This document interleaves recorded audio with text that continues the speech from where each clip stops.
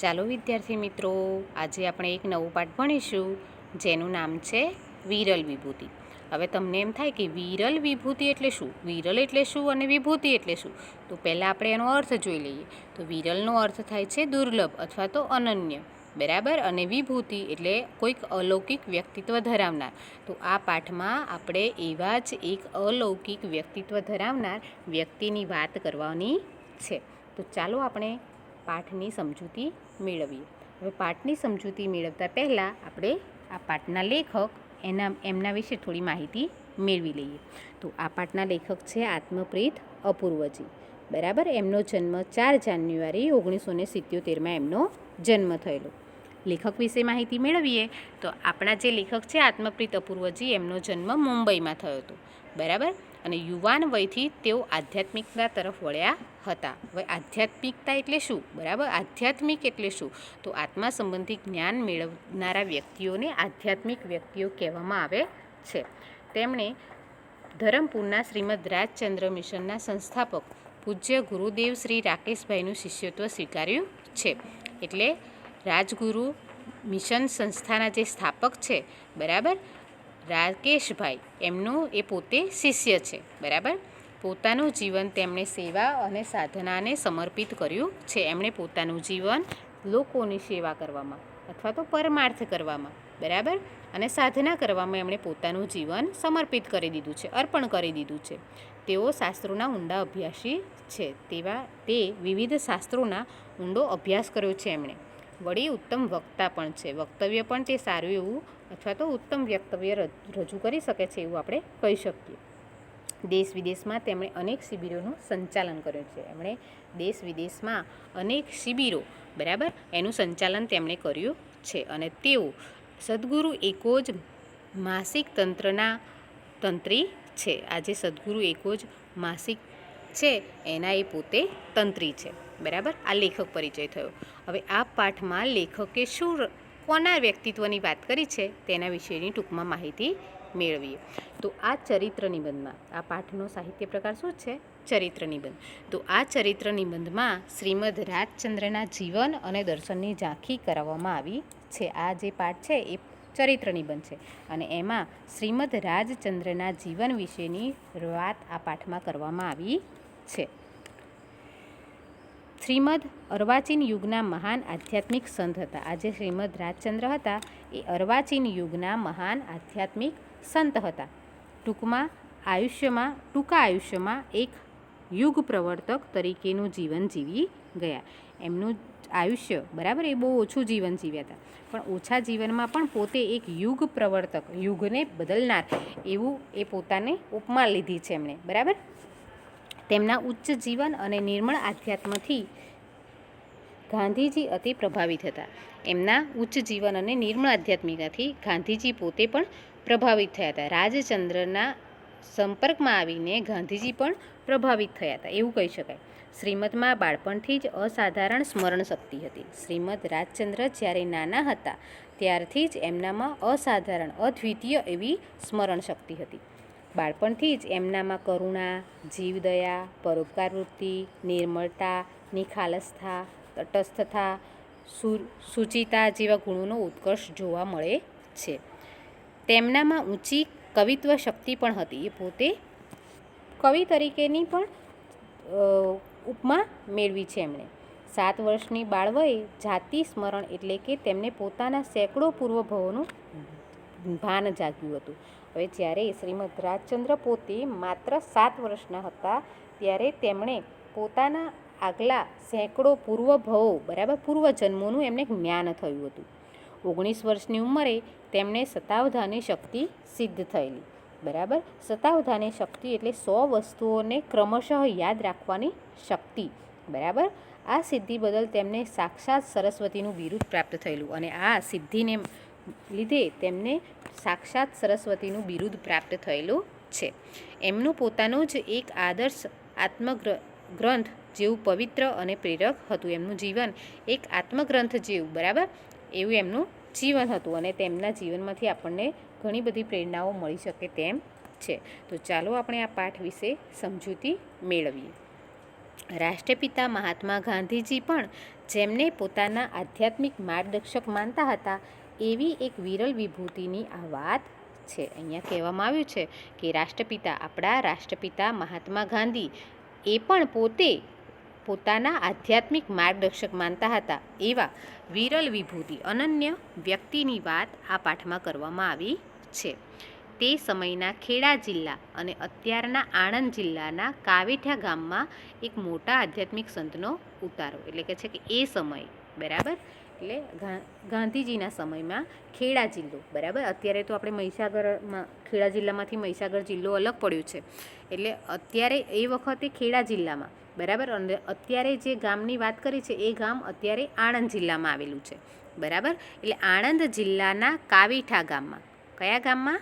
કાવીઠા ગામમાં એક આધ્યાત્મિક સંતનો ઉતારો હતો, બરાબર. ઉતારો એટલે એમને રોકાવાનો મુકામ હતું એમનું. સંતના દર્શન કરવા અને તેમનો સત્સંગ સાંભળવા અનેક જિજ્ઞાસુઓ આવે છે. હવે સંતના દર્શન કરવા માટે અને એમનું સત્સંગ સાંભળવા માટે અનેક જિજ્ઞાસુ એટલે જાણવાની ઈચ્છાવાળા વ્યક્તિઓ ત્યાં આવે છે. એક દિવસ કાવીઠા ગામની નિશાળના બાળકો આવ્યા અને એક દિવસ શું થયું? કાવીઠા ગામની નિશાળના જે બાળકો હતા એ લોકો પણ ત્યાં આવે છે. સંત અને બાળકો વચ્ચે સંવાદ થયો. આ જે સંત હતા, બરાબર, જે કાવીઠા ગામમાં રોકાયા હતા, એ સંત અને બાળકો વચ્ચે વાર્તાલાપ થયો, સંવાદ થયો, એટલે વાતચીત થઈ, બરાબર. સંતે પૂછ્યું, છોકરાઓ, હું પૂછું તેનો જવાબ આપશો? શું કહે છે સંત? કે છોકરાઓ, હું તમને જે પ્રશ્ન પૂછું એનો તમે મને જવાબ આપશો, એવું કહે છે. છોકરાઓએ કહ્યું હાજી. છોકરાઓએ નમ્રતાથી કહ્યું કે હા, અમે જવાબ આપીશું. સંતે કહ્યું, તમારા એક હાથમાં છાશ ભરેલો લોટો હોય અને બીજા હાથમાં ઘી ભરેલો લોટો હોય. તમને માર્ગે જતાં કોઈનો ધક્કો વાગે તો કયા લોટાને વધારે જાળવશો?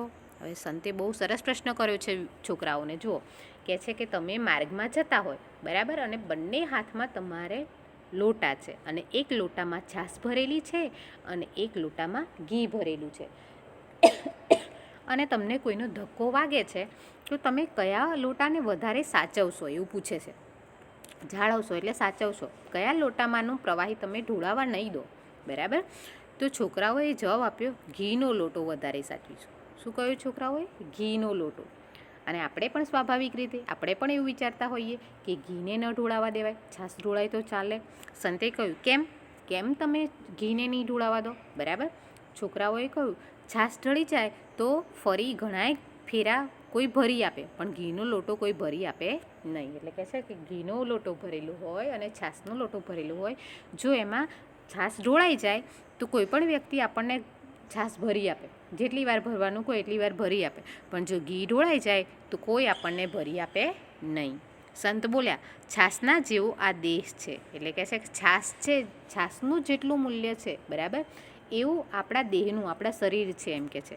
અને તેનો છાશ જેવો આ દેહ છે તેને આ જીવ સાચવે છે અને તેને આ દેહને કોણ સાચવે છે? જીવ સાચવે છે. અને ઘીની માફક આત્મા છે, બરાબર. આપણા શરીરમાં જે આત્મા છે એ ઘીની જેમ છે, તેને જતો કરે છે. અવળી સમજણવાળો આ જીવ છે અને આપણો જે જીવ છે એ અવળી સમજણવાળો છે, બરાબર. દેહ છાશ જેવો સામાન્ય છે અને આત્મા ઘી જેવો મૂલ્યવાન છે. શું કહ્યું એ સંતે? છોકરાઓને સમજાવ્યું કે દેહ છે, આપણું શરીર છે, દેહ એટલે શરીર, આપણો જે દેહ છે એ છાશ જેવો સામાન્ય છે, બરાબર, અને આત્મા જે છે એ ઘી જેવો મૂલ્યવાન છે. છાશ જેવો દેહ ઢોળાઈ જાય, નષ્ટ થઈ જાય તો મોટું નુકસાન નથી. જો કહે છે કે આપણો જે દેહ છે એ છાશની જેમ ઢોળાઈ જાય એટલે કે નુકસાન થાય એને, બરાબર, તો નષ્ટ થઈ જાય તો એનું કોઈ નુકસાન થયું કહેવાય નહીં. મતલબ કે દેહ નહીં, આત્મા મૂલ્યવાન છે. એટલે સંતે સમજાવ્યું કે દેહ નહીં પણ પોતાનો જે શરીરની અંદર જે આત્મા છે એ આત્મા મૂલ્યવાન છે. નાના બાળકોને વાતમાં પણ શીરાની જેમ ગળે ઉતરી જાય એવો જીવનબોધ આપનારા આ સંત હતા શ્રીમદ રાજચંદ્ર. હવે જુઓ, આ ખૂબ જ મોટી વાત નાના અમથા બાળકોને એમણે એક સાધારણ ઉદાહરણથી એમને સમજાવી દીધી. તો આ રીતે આવી સમજ આપનારા કોણ હતા? શ્રીમદ રાજચંદ્ર. એટલે કે શીરાની જેમ ગળે ઉતરી જાય એવી વાત કરનારા, જીવનનો બોધ આપનારા. આ કેટલો બધો મોટો બોધ છે કે આપણે આપણા શરીરને મહત્ત્વ આપીએ છીએ પણ આપણે આપણા આત્માને મહત્ત્વ આપતા નથી. શરીર ગંદુ થઈ જાય તો એને આપણે સ્વચ્છ કરવા પાછળ ઘણી બધી કાળજી રાખીએ છીએ, પણ જો આપણો આત્મા જે શરીરની અંદર જે આત્મા છે એ આત્મા મેલો થાય તો એને સ્વચ્છ કરવાની ક્રિયાઓ આપણે કરતા નથી. તો આપણે હવેથી ધ્યાન રાખવું જોઈએ કે આપણે આપણા શરીરને નહીં પણ આત્માને પવિત્ર રાખવાનો પ્રયત્ન કરવો જોઈએ. દેહ કરતાં આત્માને વધારે મહત્ત્વ આપવું જોઈએ. જો આપણો આત્મા પવિત્ર હશે તો દેહ પણ એટલો જ પવિત્ર થશે. શ્રીમદ રાજચંદ્રનું જીવન એટલે એક આધ્યાત્મિક પ્રયોગવીરનું જીવન. શ્રીમદ રાજચંદ્રનો જન્મ વિક્રમ સંવત 1924ની કાર્તકી પૂનમે એટલે કે દેવ દિવાળીના દિવસે 9/11/1867ના રોજ વવણિયા ગામે થયો હતો. આપણા જે રાજચંદ્ર છે બરાબર, એમનો જન્મ વિક્રમ સંવત, બરાબર, આપણા ગુજરાતી જે કેલેન્ડર છે એ વિક્રમ સંવત પ્રમાણે ચાલે છે. તો વિક્રમ સંવત 1924ની કાર્તકી પૂનમે એટલે તે દિવસે આપણે કયો તહેવાર હોય છે? દેવ દિવાળીનો તહેવાર હોય છે. તો દેવ દિવાળીના દિવસે તારીખ જોઈએ તો 9/11/1867ના રોજ વવાણિયા ગામે એમનો જન્મ થયો હતો. પિતાનું નામ રવજીભાઈ. રાજચંદ્રના પિતાનું નામ શું હતું? રવજીભાઈ. અને માતાનું નામ હતું દેવબાઈ. બરાબર. જન્મ સમયે એમનું નામ લક્ષ્મીનંદન પાડવામાં આવ્યું હતું. જ્યારે એમનો જન્મ થયો ત્યારે એમનું નામ લક્ષ્મીનંદન પાડવામાં આવેલું. બરાબર. 4 વર્ષની વયે રાયચંદ નામ રાખવામાં આવ્યું અને જ્યારે એ પોતે 4 વર્ષના થયા ત્યારે એમનું નામ રાયચંદ રાખવામાં આવ્યું. એટલે તમને એવો પ્રશ્ન પૂછાય કે લક્ષ્મીનંદન કોનું નામ હતું? તો શ્રીમદ રાજચંદ્રનું હતું અને રાયચંદ પણ એમનું જ નામ હતું. રાયચંદના દાદા પંચાણભાઈ કૃષ્ણ ભગત હતા અને એમના જે દાદા હતા એ કૃષ્ણ ભક્ત હતા. રાયચંદે તેમની પાસે કૃષ્ણ કીર્તન, ભક્તિપદો, અવતાર કથાઓ વગેરેનું શ્રવણ કરેલું. શ્રવણ એટલે સાંભળી હતી. બરાબર. બાળવયે રાયચંદને પિતૃપક્ષ તરફથી વૈષ્ણવ ધર્મના સંસ્કાર અને માતૃપક્ષ તરફથી જૈન ધર્મના સંસ્કાર મળ્યા હતા. એટલે બાળપણમાં શ્રીમદ રાજચંદ્રને પોતાના પિતૃપક્ષ એટલે પિતા તરફના જે સગાવાલાઓ હતા એ બધા તરફથી એમને વૈષ્ણવ ધર્મના સંસ્કાર મળ્યા હતા. બરાબર. અને માતા પક્ષના જે સગા સંબંધીઓ હતા એમની પાસેથી એમને જૈન ધર્મના સંસ્કાર મળ્યા હતા. બરાબર. આગળ જતાં તેમને નિષ્ઠા જૈન ધર્મમાં સ્થિર થયેલી. હવે એમને બંને ધર્મનું જ્ઞાન મળ્યું હતું, પણ એવું આગળ જ્યારે મોટા થયા એ પોતે, બરાબર, ત્યારે એમની નિષ્ઠા, બરાબર, એમને શ્રદ્ધા જૈન ધર્મ તરફ સ્થિર થયેલી. ગામમાં આવતા રામદાસજી નામના સાધુ પાસે બાળ વયે પણ કંઠી બંધાવેલી. હવે જ્યારે એ નાના હતા ત્યારે ગામમાં રામદાસજી નામના જે સાધુ આવતા હતા એમની પાસે એમણે કંઠી બંધાવેલી. એક દિવસ કંઠી તૂટી જતાં ફરીથી તે બંધાવી નહોતી અને એક દિવસ એ કંઠી તૂટી ગઈ પછી ફરીથી એમણે એ કંઠી બંધાવી નહીં. બાળપણથી જ રાયચંદ્રનું વ્યક્તિત્વ નોખું અને નિરાળું હતું. બરાબર. અલગ હતું, બધાથી અલગ હતા. એ નાનપણથી જ એમનું વ્યક્તિત્વ બધા કરતાં નિરાળું હતું, અલગ હતું. તેમની બુદ્ધિ સતેજ હતી અને એમની બુદ્ધિ જાગ્રત, તીવ્ર હતી. એમની બુદ્ધિ સ્મરણ શક્તિ અસાધારણ હતી અને એમની જે યાદ રાખવાની જે શક્તિ હતી એ અસામાન્ય હતી, બધા કરતાં કંઈક વધારે હતી. નવું વાંચવાની, સાંભળવાની, શીખવવાની વૃત્તિ પ્રબળ હતી અને એમની જે નવું સાંભળવું પડતું, નવું શીખવું પડતું, એમની વૃત્તિ પ્રબળ હતી, તેજ હતી. વાંચે, ભણે, ભણાવે તે બધું આપોઆપ યાદ રહી જાય. એ જેટલું વાંચે, જેટલું ભણે અથવા કોઈને ભણાવે એ બધું એમને આપમેળે યાદ રહી જતું હતું. એ વસ્તુ એમને ફરી વખત જોવી પડતી નહોતી. શાળાનું 7 ચોપડીનું જ શિક્ષણ 2 વર્ષમાં પૂરું કરી દીધેલું. હવે શાળામાં જ્યારે એમને ભણવા મૂકવામાં આવ્યા ત્યારે 7 ધોરણ સુધીનું શિક્ષણ એમણે માત્ર 2 વર્ષમાં પૂરું કરી દીધેલું. 8મા વર્ષે કાવ્ય રચનાઓ કરવાનો પ્રારંભ કરેલો અને 8મા વર્ષે એ પોતે કાવ્ય રચનાઓ, કવિતાઓની રચના કરવાનો એમને શરૂઆત કરેલી. તેઓ શીઘ્ર કવિ હતા. તેઓ જોવે અને તરત જ કવિતાની રચના કરી દેતા હતા. તેના માટે તેમને વિચારો કરવાની જરૂર પડતી હતી નહીં. 8 વર્ષની ઉંમરે તેમણે અંદાજે 5000 કડીઓ રચેલી અને માત્ર 8 જ વર્ષના, એટલે તમે વિચારો 3જા ધોરણમાં ભણતા હોય એવડા હતા ત્યારે એમણે 5000 કડીઓ એટલે પંક્તિઓની એમણે રચના કરી હતી. 9 વર્ષની વયે રામાયણ અને મહાભારતને કાવ્ય સ્વરૂપે આલેખવાનું શરૂ કર્યું હતું અને માત્ર 9 વર્ષની જ્યારે ઉંમર હતી ત્યારે રામાયણ અને મહાભારત જે મોટા ગ્રંથો છે એ ગ્રંથોને એમણે કાવ્ય સ્વરૂપે આલેખવાનું શરૂ કરેલું. તેમણે સ્વચ્છ વસ્ત્રો પહેરવા ગમતા. એ જ્યારે નાના હતા ત્યારથી જ એમને સ્વચ્છ ચોખ્ખા વસ્ત્રો પહેરવાનું એમને ગમતું હતું. બાળપણમાં રમતિયાળ અને આનંદી હતા. નાના હતા ત્યારે એ નાના બાળકોની જેમ જ રમતિયાળ અને આનંદી સ્વભાવના હતા. 13 વર્ષની વયે રાજકોટમાં અંગ્રેજીનો અભ્યાસ શરૂ કરેલો અને જ્યારે 13 વર્ષની એમની ઉંમર થઈ ત્યારે રાજકોટમાં એમણે અંગ્રેજી ભાષાનો અભ્યાસ શરૂ કરેલો. તે સમયે રાયચંદ પિતા સાથે દુકાને પણ બેસતા અને જ્યારે નાના હતા ત્યારે તેઓ પોતાના પિતાની સાથે દુકાન પર પણ બેસતા. એમના અક્ષર સુંદર અને મરોડદાર હતા. એટલે અક્ષરો તો હંમેશા સુંદર અને મરોડદાર હોવા જોઈએ. નાની ઉંમરે શ્રીમદને જાતિ સ્મરણ જ્ઞાન જન્મેલું. હવે જ્યારે પોતે નાના હતા ત્યારે એમને જાતિ સ્મરણનું જ્ઞાન જન્મેલું. એટલે પૂર્વ પોતે આગલા જન્મમાં શું હતા, બરાબર, એનું જ્ઞાન એમને થઈ ગયેલું. ઘટના એવી બની કે તેઓ 7 વર્ષના હતા અને શાના કારણે એમને જાતિ સ્મરણ થયું, તો અહીંયા એની એક ઘટના છે.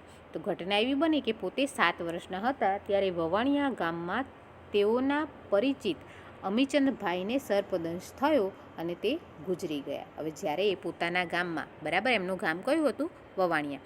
તો એ જ્યારે વવાણિયા ગામમાં રહેતા હતા, બરાબર, અને એમની ઉંમર માત્ર 7 જ વર્ષની છે એ વખતે, ત્યારે એમના પરિચિત અમીચંદભાઈને સર્પદંશ થયો. એટલે સાપે એમને ડંખ મારેલો, બરાબર, અને એ એમના જે પરિચિત હતા એ ગુજરી ગયા, એટલે મૃત્યુ પામ્યા. બાળ શ્રીમદે દાદાજીને પ્રશ્ન કર્યો. એ પોતે ત્યારે 7 જ વર્ષના હતા એટલે એમણે એમના દાદાને પ્રશ્ન કર્યો કે ગુજરી જવું એટલે શું, બરાબર, ગુજરી જવું. એમને ખબર નહોતી કે ગુજરી જવું એટલે શું. એટલે એમને પ્રશ્ન પૂછ્યો કે ગુજરી જવું એટલે શું. શરૂઆતમાં તો દાદાજીએ ઉત્તર ટાળવાનો પ્રયત્ન કર્યો, પણ રાજચંદ્રે પીછો ન છોડ્યો ત્યારે કહ્યું કે ગુજરી જવું એટલે શરીરમાંથી જીવ નીકળી જવો. હવે એમણે જ્યારે દાદાને પ્રશ્ન કર્યો એમના દાદાને, ત્યારે એમના દાદાએ એમને જવાબ આપવાનો, એટલે એમને બીજી વાતોમાં એમને પરોવવાનો પ્રયત્ન કર્યો, પણ શ્રીમદ રાજચંદ્રે એમનો દાદાનો પીછો છોડ્યો નહીં. એટલે દાદાએ એમને ના છૂટકે જવાબ આપ્યો અને એમણે કહ્યું કે ગુજરી જવું એટલે શરીરમાંથી જીવ નીકળી જવું. કેમ કે હવે અમીચંદ કાકા હાલી ચાલી કે બોલી શકશે નહીં, ખાવું પીવું કશું કરી શકશે નહીં, તેમના શરીરને તળાવ પાસે મસાણમાં બાળી આવશે. આ બધું એમના દાદાએ એમને કહ્યું, બરાબર. નાના રાજચંદ્ર તળાવે ગયા. હવે આ બધું સાંભળીને રાજચંદ્ર પોતે નાના હતા તેમ છતાં જ્યાં અમીચંદ કાકાનું અગ્નિ સંસ્કાર કરવાના હતા એ મસાણમાં, બરાબર, સ્મશાન ગૃહે એ પહોંચી ગયા. નાના રાજચંદ્ર તળાવે ગયા. ત્યાં ઝાડ ઉપર ચડીને ભળભળ બળતી ચિતાને જોઈ. પોતે ત્યાં જઈને એક ઝાડ ઉપર ચડી ગયા અને જે ચિતા, અમીચંદભાઈની ચિતા જે ભળભળ બળી રહી હતી એને જોઈ રહ્યા.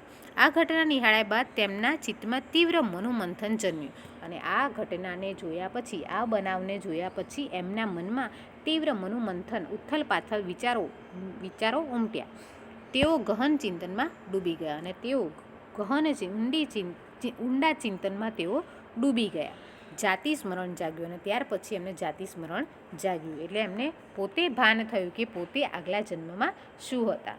પોતાના સેંકડો પૂર્વભાવોનું તેમને સ્મરણ થયું અને તેમને માત્ર આગલા જન્મનું નહીં પણ પોતે આગલા સેંકડો પૂર્વજન્મોમાં શું હતા તેના વિશેનું એમને જ્ઞાન થયું, સ્મરણ થયું. બાળપણમાં એક વખત દેવમાએ એમને શાક સમારવા બેસાડેલા, બરાબર, શાક સમારવા આપ્યું. એમના જે માતા હતા એમણે એમને શાક સમારવા આપ્યું. શાક સુધારતી વખતે લીલા શાકભાજીમાં રહેલા જીવો પ્રત્યે દયાથી શ્રીમદની આંખો ભરાઈ આવી. હવે જ્યારે શ્રીમદ રાજચંદ્ર શાક સમારવા બેસે છે ત્યારે શાક સમારતી વખતે અંદર ઈયળો, નાના નાના જંતુઓ હોય છે, એ બધું જોઈને શ્રીમદની આંખો ભરાઈ ગઈ. એ પોતે રડમસ જેવા થઈ ગયા. આ ઘટના એમનામાં બાળપણથી જ જીવદયા અને કરુણા જેવા સંસ્કાર દર્શાવે છે અને તેના પરથી આપણે કહી શકીએ કે શ્રીમદ રાજચંદ્રમાં નાનપણથી જ જીવદયા હતી. શ્રીમદ પ્રથમથી જ પ્રભાવશાળી બાળક હતા. એ પોતે નાનપણથી જ પ્રભાવશાળી બાળક હતા. હૃદય રુજુ અને નિર્મળ હતું. એમનું જે હૃદય હતું એ કોમળ હતું, બરાબર, નિર્મળ હતું. રુજુ એટલે કોમળ, નિર્મળ હતું એમનું હૃદય. હૃદયની નિખાલસતા અને જ્ઞાનની પારદર્શિતાને લઈને તેઓ ભવિષ્યમાં બનનારા પ્રસંગો જાણી શકતા. અને એમના હૃદયની જે નિખાલસતા હતી, બરાબર, અને જ્ઞાનની જે પારદર્શિતા હતી, બરાબર, એ જ્ઞાનને પામી લેતા હતા, જાણી લેતા હતા. એટલે ભવિષ્યમાં શું ઘટનાઓ બનવાની છે એ પોતે જાણી જતા હતા. સામાના મનમાં શું ચાલે છે તે પણ જાણી શકતા. અને આ બધા એમના ગુણોના કારણે એ સામેની વ્યક્તિ શું વિચારી રહી છે, બરાબર, એ પણ એ જાણી લેતા હતા. એક વખત કચ્છમાં બે મહાનુભાવો સાંઢણી ઉપર સવાર થઈને શ્રીમદને મળવા આવવાના હતા. એક વખત કચ્છમાં બે મહાનુભાવો શ્રીમદને મળવા આવવાના હતા. બાળ શ્રીમદને ખબર પડી ગઈ. ત્યારે તો શ્રીમદ બાળક હતા.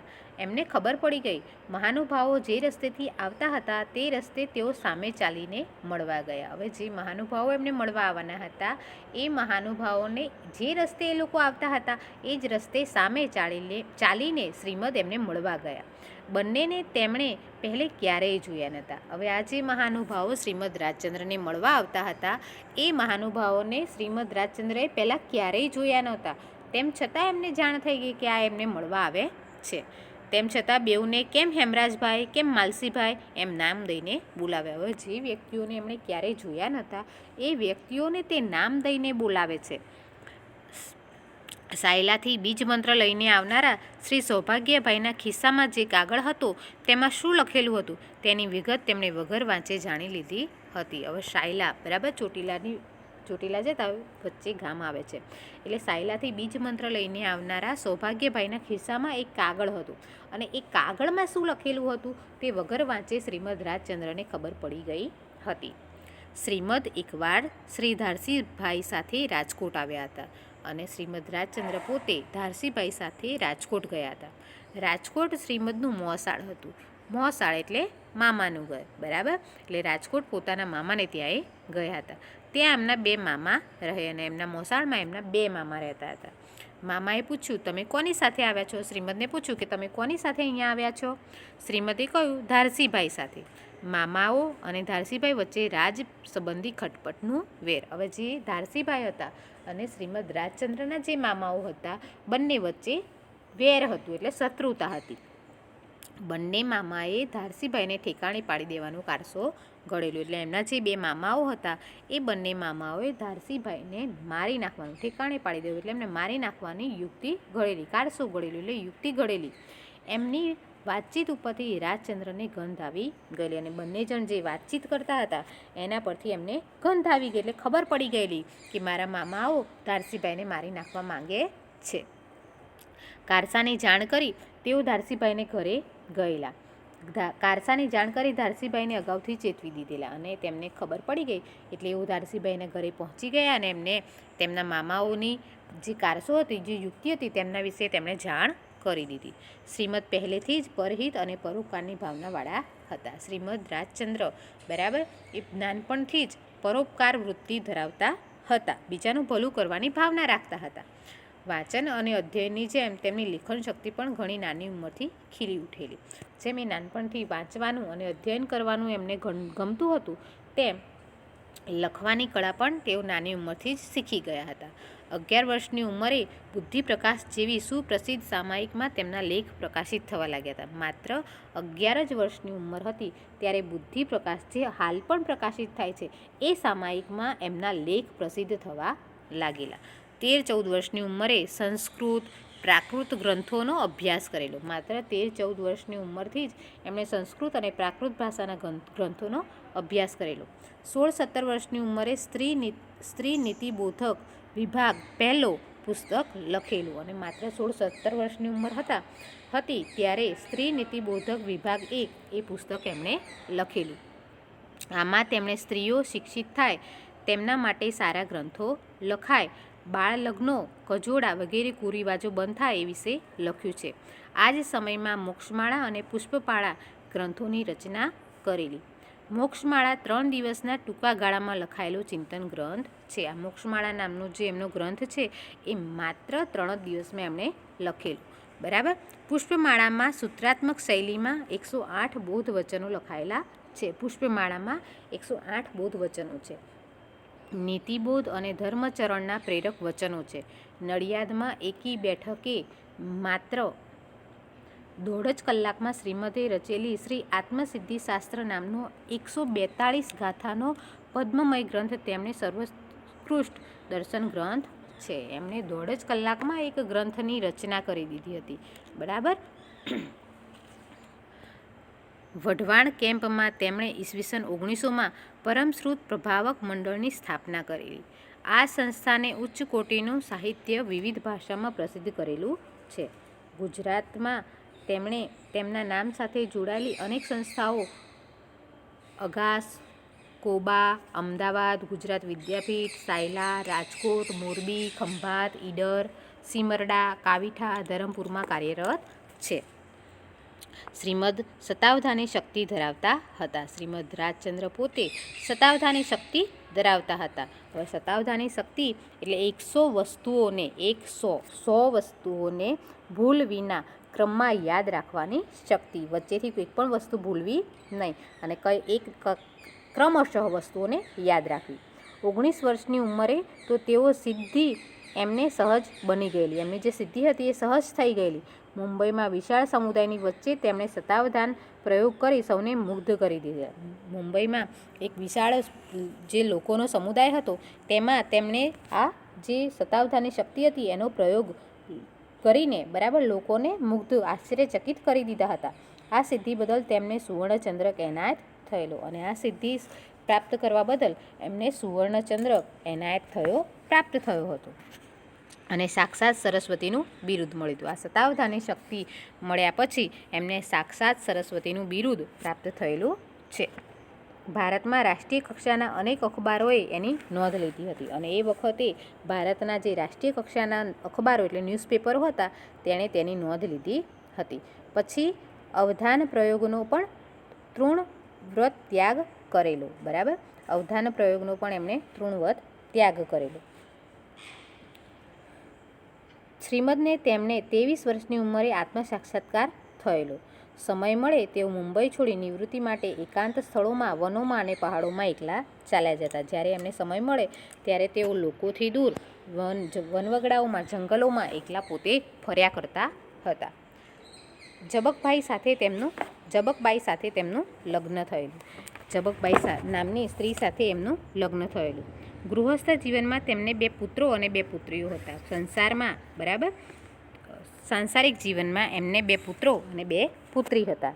મુંબઈમાં રેવાશંકર જગજીવન દાસની પેઢીમાં તેઓ ભાગીદારથી વેપાર ધંધામાં જોડાયેલા અને મુંબઈમાં એ પોતે રહેતા હતા તો વેપાર ધંધામાં એ પોતે જોડાયા હતા. આગળ જતાં સુરતમાં ઝવેરી નગીનદાસ પણ પેઢીમાં જોડાયા અને આગળ જતાં સુરતના જે નગીનદાસ હતા બરાબર, ઝવેરી બરાબર, એટલે એ પણ એમની સાથે જોડાયા હતા. મોતીનો ધંધો એટલે મોટો ને બહોળો મોતીનો ધંધો એટલો મોટો અને બહોળો બન્યો કે રંગૂનમાં પણ ઝવેરાતની પેઢી ખોલી અને હવે એમનો જે મોતીનો ધંધો હતો એ પણ એટલો બહોળો ફેલ્યો કે રંગૂનમાં પણ એમણે આ ઝવેરાતની પેઢી ખોલી. મોતીના ધીકતા ધંધા વચ્ચે પણ તેમનું મન નિર્મોહી, નિષ્પૃહ અને અનાસક્ત હતું. હવે આ જે જેમનો ધંધો હતો એ ધમધોકાર ચાલતો હતો બરાબર, તેમ છતાં એમને પોતાના ધંધામાં નિર્મોહી હતા બરાબર. એમને પોતાના ધંધાનો કોઈ મોહ હતો નહીં, કોઈ લાલચ એમને હતી નહીં. ઘર વ્યવહાર અને વેપાર ધંધાના કામોની વચ્ચે પણ તેમણે વૈરાગ્ય દશામાં કોઈ ફેર પડતો હતો નહીં. હવે પોતે વેપાર કરતા હતા, પોતે ઘર વ્યવહાર ચલાવતા હતા, તેમ છતાં એમની જે વૈરાગ્ય દશા હતી એમાં કોઈ ફેર પડતો હતો નહીં. શ્રીમદ રાજચંદ્ર અને મહાત્મા ગાંધીજીની પ્રથમ મુલાકાત મુંબઈમાં થઈ હતી. આપણા જે રાષ્ટ્રપિતા મહાત્મા ગાંધી છે બરાબર, એમ બંનેની મુલાકાત બરાબર મુંબઈમાં થયેલી હતી. ડૉક્ટર પ્રાણજીવનદાસ મહેતા શ્રીમદના કાકા સસરા હતા. હવે પ્રાણજીવનદાસ મહેતા એ શ્રીમદ રાજચંદ્રના કાકા સસરા હતા. ડૉક્ટર મહેતાએ ગાંધીજીને શ્રીમદજીનો જ્ઞાની અને સતાવધાની તરીકેનો પરિચય કરાવેલો અને આ જે એમના કાકા હતા એમણે ગાંધીજી અને શ્રીમદ રાજચંદ્રનો પરિચય કરાવ્યો હતો અને એમની જે સતાવધાની શક્તિ હતી 100 વસ્તુઓને એકસાથે યાદ રાખવાની એ શક્તિનો એમણે પરિચય કરાવેલો. ગાંધીજી પોતે બેરિસ્ટર વળી વિલાયત પાછા ફરેલા અને એ વખતે જ્યારે બંને મળ્યા ત્યારે ગાંધીજી પોતે બેરિસ્ટર હતા, વકીલ હતા અને પાછા વિલાયત જઈને પાછા આવેલા બરાબર. એમણે શ્રીમદને ચકાસી જોવા માટે જુદી જુદી ભાષાના કેટલાક શબ્દો લખી કાઢ્યા. હવે એમણે શ્રીમદ રાજચંદ્રની પરીક્ષા લેવા માટે એમણે અલગ અલગ ભાષાના શબ્દો લખી કાઢ્યા. એ શબ્દો શ્રીમદે વાંચી સંભળાવ્યા અને એ શબ્દો એમણે શ્રીમદને વાંચી સંભળાવ્યા. આ પછી શ્રીમદે સહજ રીતે એક પછી એક બધા શબ્દો ગાંધીજીને ક્રમમાં લખ્યા હતા તે ક્રમમાં કહી સંભળાવ્યા અને જે અલગ અલગ ભાષાના શબ્દો હતા એ શબ્દોને શ્રીમદ રાજચંદ્રએ અલગ અલગ જે લખ્યા હતા, બરાબર, એ બધા શબ્દોને ક્રમશઃ એમણે વાંચી સંભળાવ્યા. આ પછી શ્રીમદે સહજ રીતે એક પછી એક બધા શબ્દો ગાંધીજીને જે ક્રમમાં લખ્યા હતા એ જ ક્રમમાં કહી સંભળાવ્યા અને ગાંધીજી ચકિત થઈ ગયા. આ જોઈને ગાંધીજી ચકિત થઈ ગયા. બીજી ભાષાના શબ્દો હતા, તેમ છતાં એ બીજી ભાષાના શબ્દોને પણ શ્રીમદ રાજચંદ્રએ આપણી ગુજરાતી ભાષામાં વાંચી સંભળાવ્યા. શ્રીમદની સ્મરણ શક્તિ, બહોળું શાસ્ત્રજ્ઞાન, શુદ્ધ ચરિત્ર જોઈને ગાંધીજી તેમના અનુરાગી બની ગયા. આ બધી ગુણો જોઈને, શ્રીમદના આ બધા ગુણો જોઈને ગાંધીજી પણ એમના અનુરાગી બની ગયા. બરાબર. તેઓ અધ્યાત્મ અને ધર્મ સંબંધી મૂંઝવણો રજૂ કરતા. હવે ગાંધીજીને ત્યાર પછી અધ્યાત્મમાં કે ધર્મમાં કોઈ પણ પ્રકારની મૂંઝવણ હોય તો તે પોતે શ્રીમદ રાજચંદ્રની આગળ રજૂ કરતા હતા. પ્રશ્નો પણ પૂછતા અને એમને જે પણ પ્રશ્ન હોય તે પૂછતા હતા. શ્રીમદ પાસેથી તેમને યોગ્ય સમાધાન અને માર્ગદર્શન મળતું હતું. હવે શ્રીમદ રાજચંદ્ર પાસેથી એમને જે પણ માર્ગદર્શન જોઈતું હતું એ મળતું હતું. મુલાકાતો વખતે ગાંધીજી શ્રીમદની રહેણી કહેણીનું પણ અવલોકન કરતા. જ્યારે ગાંધીજી શ્રીમદને મળવા જતા ત્યારે તે એમની જે રહેણી કહેણી હતી, રહેવાની જે રીત હતી, પદ્ધતિ હતી, એનું પણ તે અવલોકન કરતા. ગાંધીજી સત્ય, અહિંસા અને બ્રહ્મચર્ય, અપરિગ્રહ, અભય વગેરે ગુણો વિકાસ પામ્યા અને દ્રઢ થયા. તેની મૂળ પ્રેરણા તેમને શ્રીમદ પાસેથી મળેલી. હવે ગાંધીજીમાં જે આ બધા ગુણોનો વિકાસ થયો એ બધા ગુણો તેમનામાં શ્રીમદ રાજચંદ્ર પાસેથી આવ્યા હતા. શ્રીમદની અઢળક આંતરિક ગુણ સંપત્તિ લઈને ગાંધીજી તેમના પ્રત્યે કાયમ ખેંચાયેલા રહ્યા અને આ બધા ગુણો જોઈને ગાંધીજી તેમનાથી આકર્ષિત હતા. શ્રીમદ વિશે તેમણે લખ્યું છે, મેં ઘણાના જીવનમાં ઘણું લીધું છે. એટલે ગાંધીજી કહે છે કે મેં ઘણાના જીવનમાંથી ઘણું લીધું છે, પણ સૌથી વધારે કોઈ જીવનમાંથી મેં ગ્રહણ કર્યું હોય તો તે કવિશ્રીના જીવનમાંથી છે. એટલે કે ગાંધીજીએ લખ્યું છે કે જો મેં સૌથી વધારે કોઈના જીવનમાંથી લીધું હોય તો તે મેં કવિશ્રી એટલે શ્રીમદ રાજચંદ્રના જીવનમાંથી લીધું છે. ગાંધીજી શ્રીમદના આત્મસિદ્ધિ શાસ્ત્રનું અંગ્રેજીમાં ભાષાંતર પણ કરેલું અને ગાંધીજીએ શ્રીમદ રાજચંદ્રનું આત્મસિદ્ધિ શાસ્ત્ર જે એમણે 1.5 જ કલાકમાં એની રચના કરી હતી એનું એમણે અંગ્રેજીમાં ભાષાંતર કરેલું. શ્રીમદનું અપૂર્વ અવસર એવો ક્યારે આવશે એ પદ આશ્રમ ભજનાવલીમાં સ્થાન પામેલું અને શ્રીમદ રાજચંદ્રએ રચેલું ભજન ગાંધીજીની જે આશ્રમ હતો એમાં એને સ્થાન મળ્યું હતું. આમ ગાંધીજીનો શ્રીમદ સાથેનો આધ્યાત્મિક સંબંધ ઊંડો હતો. આમ ગાંધીજીને પોતે પણ શ્રીમદ રાજચંદ્ર સાથેનો સંબંધ ઊંડો હતો.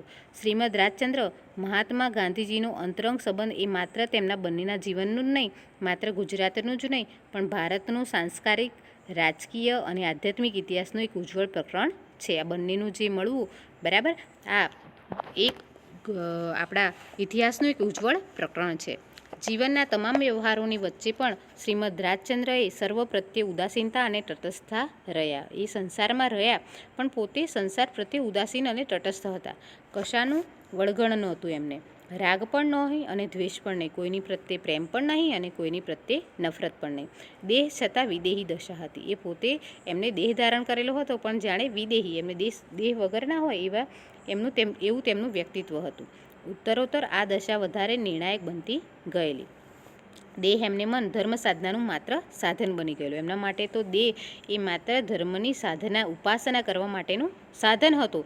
એમ કરતાં એક સમયે તેમનું વચન 57 રતલ જેટલું થઈ ગયેલું. એમ કરતાં એમનું વજન લગભગ 57 રતલ એટલે 490 ગ્રામ જેટલું એમનું વજન થઈ ગયેલું. એ પોતાના દેહ પ્રત્યે ધ્યાન આપતા નહોતા. એ માત્ર દેહને ધર્મની સાધના કરવા માટેનું સાધન માનતા હતા.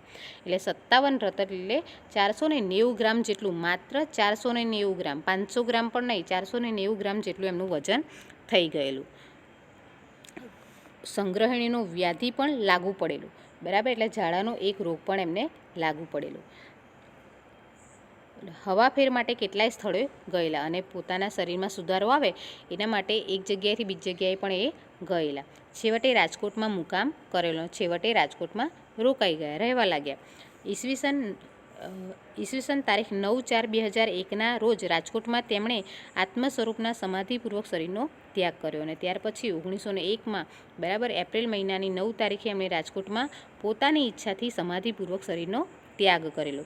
દેહ વિલય સમયની તેમના દેહની ક્રાંતિ શાંત અને અનુભવ હતી. પોતે દેહનો ત્યાગ કરવાના છે તેમ છતાં એ પોતે શાંત અને અનુપમ હતા. 33 વર્ષના ટૂંકા જીવનકાળમાં તેઓ એક યુગ પ્રવર્તક ભારતીય જૈન સંત તરીકેનું જીવન જીવી ગયા. માત્ર 33 વર્ષનું જ એ જીવન જીવ્યા અને એ જીવનમાં એ પોતે એક યુગ પ્રવર્તક તરીકે જૈન સંત તરીકે જીવી ગયા. એક યુગ બદલનાર વ્યક્તિ તરીકે એમણે જીવન જીવી લીધું. બરાબર. તો આ પાઠમાં તમને સમજણ પડી ગઈ હશે. તો પાઠમાં આવતા શબ્દો, અઘરા શબ્દો આપણે જોઈ લઈએ. તો જિજ્ઞાસા તો જાણવાની ઈચ્છા, અનુજ્ઞા એટલે પરવાનગી, મનોમંથન તો મનમાં ચાલતું મંથન, આધ્યાત્મિક તો આત્મા કે આત્મતત્વ સંબંધી. બરાબર. પછી કારસો એટલે યુક્તિ. બરાબર. હિકમત અથવા તો મનસૂબો. પછી પારદર્શિતા તો વસ્તુ કે બનાવને સમગ્ર રીતે જોવાની શક્તિ. અનાસક્ત તો આસક્ત નહીં એવું. બરાબર. પછી સત્તાવધાની તો એકી સાથે 100 વાત પર ધ્યાન આપનાર કે સાંભળીને યાદ રાખનાર. યુગ પ્રવર્તક તો પ્રવર્તનાર યુગ. બરાબર. યુગને બદલનાર. બરાબર, એવું કહી શકીએ. પછી રતલ એટલે લગભગ 490 ગ્રામ. સંગ્રહિણી એટલે સંગ્રહિણીઓ અથવા ઝાડાનો રોગ. મસાણ એટલે સ્મશાન. ચિંતન એટલે મનન. અને પવન એટલે સમીરણ. નિત્ય એટલે કાયમી. વિરુદ્ધાર્થી શબ્દો જોઈ લઈએ. તો સતેજ તો નિસ્તેજ, અપકાર તો ઉપકાર, નિવૃત્ત તો પ્રવૃત્ત. બરાબર. રૂઢિપ્રયોગ ચકિત થઈ જવું તો આશ્ચર્ય પામવું. બરાબર, નવાઈ લાગવી. પછી શબ્દ સમૂહ માટે એક શબ્દ તો મામાનું ઘર એટલે મોસાળ. એક સાથે 100 વસ્તુઓ યાદ રાખવાની શક્તિ તો સતાવધાની શક્તિ. બરાબર. તો આ પાઠમાંથી તમારે માત્ર વ્યાકરણને લગતા ટોપિક યાદ રાખવાના છે. તો ચાલો આપણે આ ક્લાસ આજે પૂરો કરીએ છીએ. આવજો.